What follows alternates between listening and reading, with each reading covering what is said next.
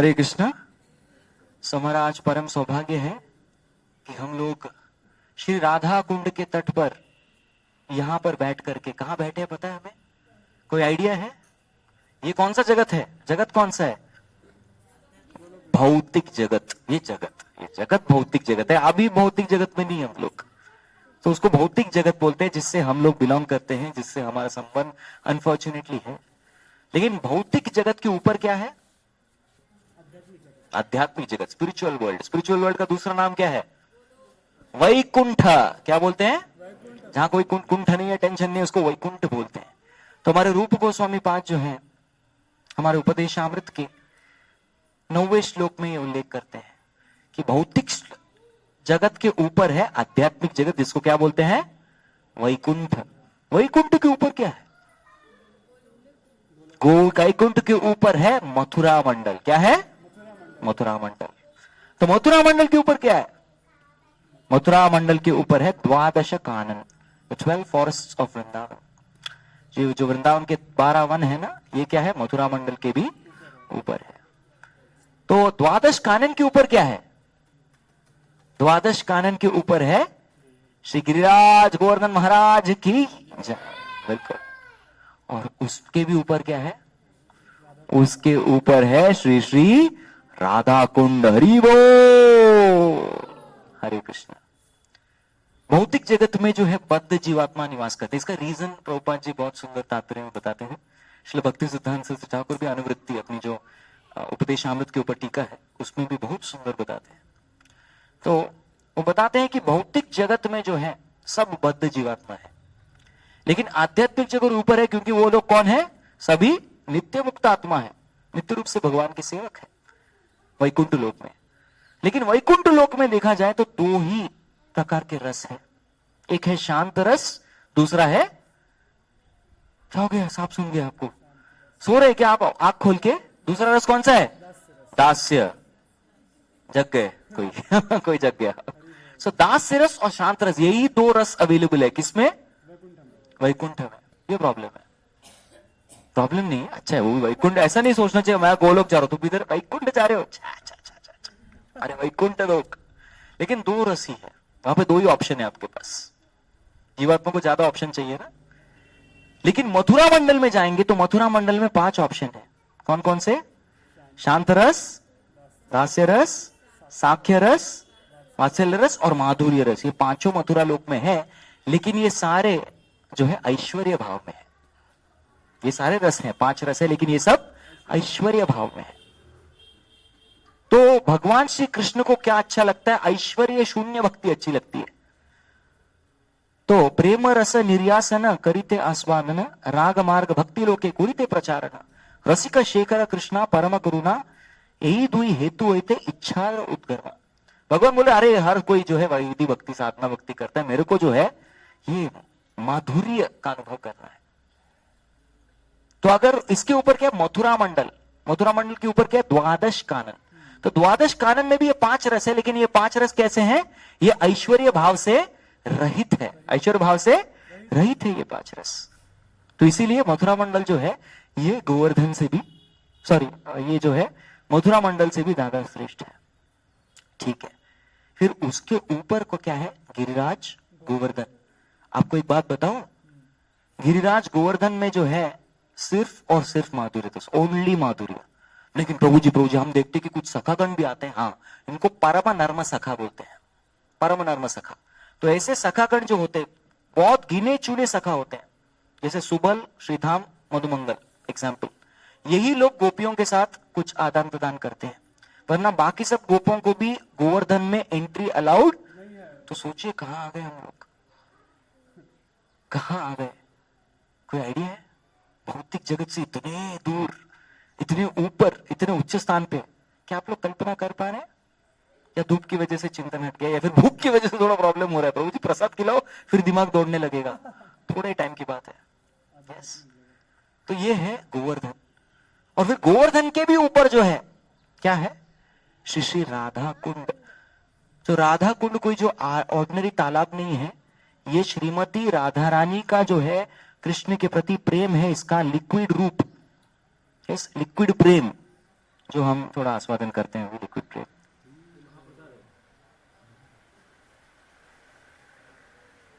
दिव्य कृष्ण प्रभु की वजह से जो है हमें लिक्विड प्रेम मिला। Thank you. महाजल भगवान का। What are the deities names? ओह, 3 विग्रह है। कब खुलता है? और ये डिफिकल्ट। 4 बजे खुल जाएगा। Okay, let's see definitely. तो फिर हमें जो है कथा बताने को बोली थी श्रीमान ललित माधव प्रभु जी ने, और उसके आगे प्रभु जी बताएंगे, हमें डायरेक्ट करेंगे। तो एक बार क्या हुआ था, यहाँ पे कंस ने एक बहुत ही घातक खतरनाक असुर को भेजा था। असुर जैसे हमने चर्चा किया था, असुर जो है राक्षस जैसे रूप होता है उनका, लेकिन जो असुर वृंदावन में सभी लोगों ने जो है एक प्राणी का रूप लेकर के, एक जानवर का रूप लेके आए थे। तो इस असुर का नाम था अरिष्ठासुर। क्या नाम था? अरिष्ठासुर। और अरिष्ठासुर असुर जो था वो एक बुल, बैल के रूप में आया था। और अरिष्ठासुर जैसे वो गैलप बोलते उसको, मुंह टक टक टक टक, और हुंकार करता था वो, भले उसका जो है मुख और आकार जो है, आकृति जो थी एक बैल की तरह थी, लेकिन वो हुंकार करता था शेर की तरह। तो हुंकार करके जब वो करता था तो बहुत सारे माताओं का, गौ माताओं का और माताओं का जो गर्भपात हो गया, मिसकैरेज। ऐसा शक्तिशाली असुर था। तो ऐसे शक्तिशाली असुर जो है वो आक्रमण करने के लिए व्रज में आया था, और उसको कृष्ण का मारने का एकमात्र ध्येय था। तो भगवान श्री कृष्ण ने जो है उसके साथ युद्ध किया। अभी हम लोगों को फास्ट जाना पड़ेगा, 2x। तो फास्ट युद्ध करके जो है उस असुर को जो है परास्त कर दिया भगवान ने। और क्योंकि उस असुर को परास्त किया और उसका वध कर दिया, उसका उद्धार कर दिया एक तरीके से, तो गोपियों के साथ भगवान श्री कृष्ण जब बात करने गए तो गोपियों ने बोला, हम जो है तुमसे कृष्ण बात नहीं करेंगे। सेम लाइक वत्सासुर वाली लीला, हम तुमसे बात नहीं करेंगे, कोई संबंध नहीं रखना चाहते, क्योंकि तुमने जो है एक गो माता के पति, यानी कि द मेल काउ, बड़े पूज्य रघुनाथ महाराज बोलते हैं, उनका वध किया तुमने। And you kill the male cow, बोल, जो धर्म का भी प्रतीक है। तो तुमने एक तरीके से गो हत्या की है, इसलिए हम तुम एक अपराधी हो, तुम एक पापी हो, हम तुमसे कोई संबंध नहीं रखना चाहते। तो कृष्ण ने बोला, आप सबके बिना तो मैं रह नहीं पाऊंगा, बात नहीं करूंगा, आपसे खेलूंगा नहीं, तो नहीं रह पाऊंगा, मैं क्या करूं? तूने कहा कि पूरे जो भारतवर्ष की जो दिव्य नदियां हैं, सारे नदियों में तुमको नहा के आना है, तभी हम तुमसे बात करेंगे। तो फिर कृष्ण ने क्या किया? कृष्ण से ओके, करता हूं कुछ। तो भगवान श्री कृष्ण ने अपनी एड़ियों से जो है भूमि खोदी और आह्वान किया, समस्त 7 नदियां जो हैं भारतवर्ष की, उन सबका आह्वान किया। कौन कौन है 7 नदियां बताइए? गंगा, यमुना, सरस्वती, कावेरी, गोदावरी, नर्मदा, ताप्ती, सिंधु नदी। सिंधु ब्रांच हो, सिंधु नदी है, सिंधु नदी, ठीक है, सप्त, प्रभु जी बोल रहे हैं सप्त नदी। तो ये 7 नदियों जो है सारे मिलकर के उस कुंड को उन्होंने भर दिया, और भगवान श्री कृष्ण ने जो है उस कुंड में अपना स्नान पूर्ण किया। और भगवान श्री कृष्ण बोले, अभी मैं तो हूं सारे पापों से मुक्त हो गए, लेकिन तुमने एक असुर का साथ दिया है। एक भले वो जो है बैल के रूप में आता है, लेकिन वो असुर तो है। तो वो असुर का साथ देने के कारण जो है तुम लोग जो है पापी बन गए। अभी उन्होंने बोला, हमको क्या करना है, तुम भी जाके सारी नदी में जो है आपको नहा के आना है, गोपियों को। गोपियां बोली, अरे कैसे करेंगे? राधा रानी बोली, नो टेंशन, मैं बताती हूँ। कृष्ण बोले राधा रानी को, please if you want I can offer you my kund, मैं आपको मेरा कुंड दे सकता हूँ, आके नहा सकते हैं। गोपी ने कहा, नहीं तुम्हारे कुंड में नहीं नहाएंगे, हम अपना बनाएंगे। तो राधा रानी ने सभी गोपियों को बोला कि अपने अपने कंगन निकालिए और कंगन से खोदना स्टार्ट कीजिए। तो कंगन से उन्होंने खोदा, और खोदने के बाद जो है राधा रानी ने बोला, मेक गोपी चेन। क्या? गोपी चेन, ह्यूमन चेन बोलते हैं, तो गोपी चेन बना दी। मानसी गंगा से लेकर जो है उन्होंने ट्रांसफर करना शुरू किया अपना एफर्ट। बेचारी लड़कियां सारी परेशान, सब परेशान एकदम। तो कृष्ण जो है दृष्टवा अपरिश्रमम कृष्ण कृपया आसीत सो बंधने, यशोदा मैया का जो है परिश्रम देख करके किस प्रकार से कृष्ण बन गए थे, उसी प्रकार से गोपियों का परिश्रम देके जो है भगवान श्री कृष्ण एकदम उनका हृदय पिघल गया। उन्हें फिर से नदियों का आह्वान किया और बोला कि राधा रानी के पास जाइए और पूछिए कि क्या हम आपकी सेवा कर सकते हैं। तो 7 नदी गए राधा रानी के पास और बोला कि हम आपकी सेवा करना चाहते हैं। तो फिर क्या हुआ, 7 राधा रानी ने उनको परमिशन दे दी। यस, और परमिशन देने के बाद जो है वहां पे उनका कुंड भी भर गया, राधा कुंड भर गया और राधा रानी ने वहां पे स्नान किया। और जैसे राधा रानी ने वहां पे स्नान किया, भगवान श्री कृष्ण ने बोला कि ये कुंड जो है मेरा प्रियतम कुंड होगा, ये सबसे मेरे लिए प्रिय होगा वस्तु, क्योंकि इसमें आप नहाएंगे और या जो भी व्यक्ति इसमें नहाएगा उनको राधा रानी का जो आपका मेरे प्रति प्रेम है वो उनको प्राप्त हो जाएगा, वो है लिक्विड कृष्ण प्रेम। तो इस तरीके से हुआ प्राकट्य राधा कुंड और श्याम कुंड का चैत्र पूर्णिमा के दिन। चैत्र पूर्णिमा के दिन इनका प्राकट्य हुआ। और ये पास वाला जो ग्राम है इसको भी अरिट ग्राम बोलते हैं। अरिट ग्राम क्यों बोलते हैं? क्योंकि यहीं पे अरिष्टासुर का उद्धार हुआ था। तो हम लोग ट्रेडिशनल, हमको बोला गया है वेरी क्लियरली कि Radha Kund is not very cheap. अगर हम उसमें नहाएंगे, डुबकी लगाएंगे, स्पोर्ट करेंगे, ये जो है खेलने कूदने की जगह नहीं है, ये जो है भजन साधना करने की जगह है। तो इसलिए हम लोग जो है यहाँ पे देखा जाए तो आते हैं पूरी श्रद्धा के साथ, जो है मंत्र स्नान करेंगे, हम डुबकी नहीं लगाएंगे इसमें, क्योंकि उधर तो है फ्रिवलस मेंटालिटी आ जाती है। तो हम लोग उसको लिक्विफाइड कृष्ण प्रेम को जो है आस्वादन करेंगे। कुछ भक्त बॉटल में भी लेके जा सकते हैं, वो सब कर सकते हैं। यस, अनयूज्ड बॉटल, जूटे हुए बॉटल्स नहीं डालने आपको। तो फ्रेश बॉटल्स लाए होंगे आप, जूटे बॉटल्स नहीं होना चाहिए। मिलता है, कैन मिलता है, चलो सब लेके जाएंगे, ठीक है, अनयूज बॉटल, क्योंकि अपना जूठा नहीं डालना चाहिए ना। राधा कुंड वो देख लीजिए। और राधा कुंड के तट पर अगर हम देखेंगे, राधा कुंड श्याम कुंड के तट पर जो है बहुत सारे वैष्णव आचार्यों के समाधि है, भजन कुटीर है। रघुनाथ दास गोस्वामी जो है उन्होंने, उनकी ये बड़ा योगदान रहा है वैष्णव के लिए, क्योंकि जब चैतन्य महाप्रभु आए थे तब उन्होंने देखा राधा कुंड श्याम कुंड तो राइस पैडी वैसे बन गया था, लुप्त हो गया था। वृंदावनीय रसकेली वार्ता लुप्ती थी, समय के काल के प्रभाव के कारण सब लीला स्थानें जो लुप्त हो गई थी, they became rice paddy fields. लेकिन रघुनाथ दास गोस्वामी उन्होंने ये कार्य संपन्न किया, राधा कुंड और श्याम कुंड के जो है बहुत सुंदर तट बनाए। तो राधा कुंड अगर देखेंगे तो बहुत सिमेट्रिक एक तट है। लेकिन जब वो श्याम कुंड बना रहे थे तो उन्होंने देखा कि 5 वृक्ष जो है वहां पे बीच में आ रहे थे, कमिंग इन लाइन। तो उन्होंने सोचा क्या करें, अभी इन वृक्षों को जो है कल हम काट देते हैं। तो रघुनाथ दास गोस्वामी के स्वप्न में जो है ये 5 वृक्ष आए, किसके रूप में? 5 पांडव के रूप में। और उन 5 पांडवों ने बोला हम लोग यहाँ पे शांत रस में भगवान श्री कृष्ण की भक्ति करते हैं, हमको मत काटिए, हमको जो है यहाँ रहने दीजिए। तो इसीलिए जो है अगर देखेंगे Shyam Kund is not very symmetric, there is one patch of place where the trees are kept. तो सिमेट्री नहीं है, उसको 5 वृक्षों को वहां रुकने के लिए जो है उसका शेप थोड़ा अलग बन गया है। तो उसी के साथ साथ बहुत सारे आचार्यों की भी समाधि, वहां जाएंगे तब आचार्य के बारे में 2 शब्द प्रभु जी कहेंगे आचार्य के बारे में। और यहीं पे इसी राधा कुंड पर बैठ करके जो है कृष्णदास कविराज गोस्वामी ने श्री चैतन्य चरितामृत संपन्न की थी। पहले तो वो क्लास लेते थे यहाँ पे, उनकी आफ्टरनून में, मध्याह्न टाइम पे, इसी टाइम पे जो है, ऑफ कोर्स प्रसाद के बाद आते थे वो लोग। आप लोग बिना प्रसाद के बैठे हो, भूख लगी है सच में? ना भी नहीं बोल सकते प्रभु जी, सच हम नहीं बोल पा रहे, झूठ आप नहीं सुन सकते, या फिर सच आप नहीं सुन सकते, झूठ हम नहीं बोल सकते, विच वन? एनीवेज थोड़ा टाइम रह गया, इतने इंपॉर्टेंट प्लेस पे आए हम लोग, थोड़ा बहुत तपस्या कर सकते हैं। तो कृष्णदास कविराज गोस्वामी यहाँ पे बहुत मध्याह्न में क्लास देते थे। तो बहुत लोगों ने अनुरोध किया कि कृष्णदास गोस्वामी बाद आप जो है इस पे लेखिका लिखिए, क्योंकि आपने जो है रघुनाथ दास गोस्वामी से चैतन्य लीला सुनी है, रघुनाथ दास गोस्वामी ने स्वरूप दामोदर की डायरी से पढ़ा है चैतन्य लीला, उनसे पढ़ी है, तो आपके बाद जो है ये चैतन्य लीला का रस जो है वो कैसे हम आस्वादन कर पाएंगे। तो इसलिए यही पे उनका भजन कुटीर है, जहां बैठ करके उन्होंने जो है क्लासेस दी, और उसके बाद जो है उन्होंने चैतन्य चरितामृत ग्रंथ जो है इधर राधा कुंड के तट पर संपन्न किया। तो राधा कुंड के ही तट पर जो है बहुत सारे गोस्वामियों की लीला है, आचार्य की लीला है, उनके समाधियां हैं, उन सब से हम लोग मिलेंगे। क्योंकि समाधि जो है वो स्थान है जहाँ पे आचार्यगण अभी भी वो जो जागृत अवस्था में ही है, और उनसे हम लोग उनकी कृपा भी प्राप्त कर सकते हैं। तो ठीक है प्रभु जी, प्लीज ऐड समथिंग।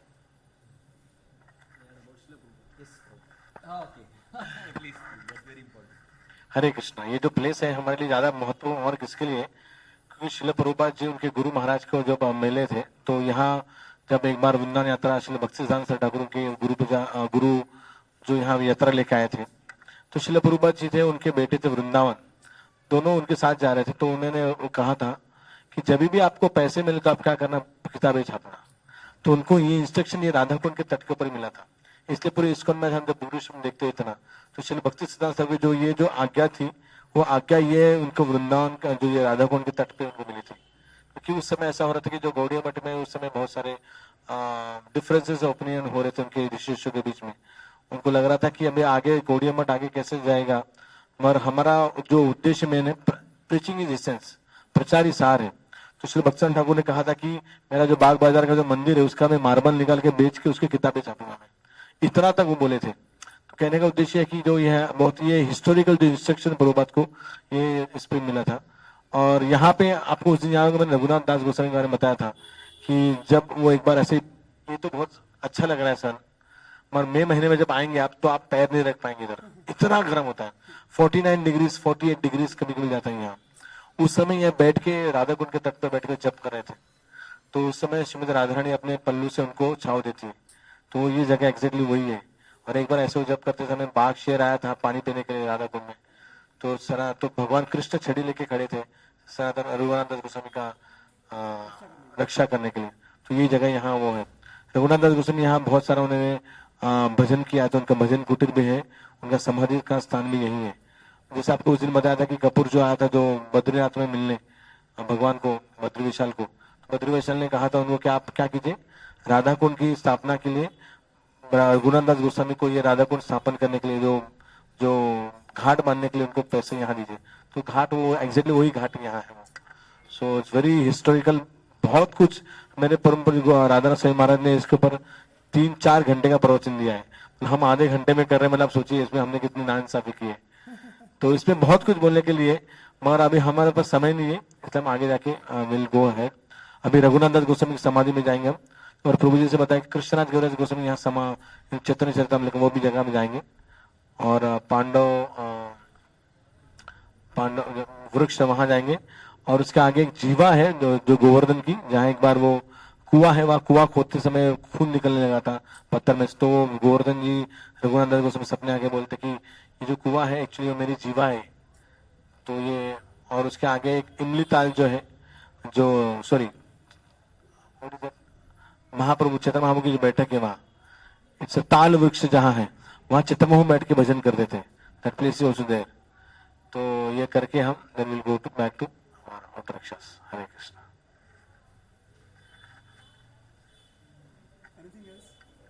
मैं एक बार बोलना चाहता हूँ भक्ति स्वरूप दामोदर महाराज के बारे में। He is one of the most dear disciple of Srila Prabhupada. Srila Prabhupada ji की बहुत, मतलब आप सोच सकेंगे जब मतलब उनके लिए बोलने के लिए बहुत कुछ है। प्रभुपाद हमेशा उनको बहुत ध्यान देते थे। प्रभुपाद ने एक बार कहा कि मैं दुनिया में 2 रीजन के लिए आया हूँ। प्रभुपाद ने ऐसा बोला एक्सपेशली, बोले एक तो भगवान कृष्ण की जो सुप्रीमेसी स्थापित करने के लिए, और दूसरे भौतिकवादी साइंटिस्ट को मैं डिफीट करने के लिए आया हूँ। तो इसलिए श्रील प्रभुपाद जी हमेशा भक्ति स्वरूप दामोदर महाराज को बहुत समय देते थे। वो 1975 में प्रभुपाद जी जो उनका जो लक्ष्मी था बीबीटी का, वो लक्ष्मी किसी को नहीं देते थे, मंदिर कंस्ट्रक्शन के लिए और किसी को नहीं देते थे। तो वो बहुत स्ट्रिक्ट थे पैसे खर्च करने के लिए। मगर श्रील भक्ति स्वरूप दामोदर महाराज को बीबीटी को ऑर्डर दिया था कि उनको हर महीने, उस समय 1970 में, 72 में, 73 में, every month he could take $20,000 in that time for scientific reaching. तो प्रभुपाद उनको इतना प्रसन्न करे, उनको इतना प्रेम करते थे कि आप उनके इतने सारे कॉन्वर्सेशन पढ़ेंगे आप। प्रभुपाद उनके लिए बोलते थे कि he is Krishna gave him first class boy. Prabhupada उनको ये बोलते थे। हमने उनको देखा है, वो महाराज इतना सुंदर गाते थे, आप जब सुनेंगे तो आपको लगेगा ये आध्यात्मिक जगत का आवाज है। मतलब बहुत सुंदर। और महाराज ने जो मणिपुर से थे महाराज, तो बचपन से वो वैष्णव थे, तो वहां उन्होंने 100 मतलब ऐसे मृदंग प्लेयर उन्होंने रेडी किए थे। मुझे याद 2001 में जब महाराज परम राधा महाराज यात्रा लेके गए मायापुर में, तो वहां हम उस समय तो हम सब बच्चे थे, तो हमसे ऊपर से गदा बिल्डिंग से ऊपर से देख रहे थे कि एक साथ 100 डिवोटी 100 मृदंग बजा रहे, और 100 मृदंग बजाते थे, नृत्य करते। इतना सुंदर वातावरण था वो, मतलब देख के महाराज ने खुद फेटा, मतलब पगड़ी बांधा था, और महाराज को डायरेक्ट कर रहे थे। महाराज का जो गाने का जो स्टाइल था वो अमेजिंग था। मुझे याद है एक बार प्रभुपाद महाराज पुणे भी आए थे साइंटिस्ट को मिलने के लिए। So we are very very fortunate to have such a amazing personality in our society. Bhakti Swarup Damodar महाराज, मतलब ये बहुत महान भक्त है। उनके जो सॉन्ग्स है, उनके जो प्रवचन है, बहुत हार्ट टचिंग है। उनकी जो वाणी एकदम स्वीट, मतलब इतने स्वीट, आपने मतलब आपको लगेगा कहीं ये साधारण कोई व्यक्ति नहीं है सब में। तो ये उनके नित्य लीला में प्रवेश किए हो।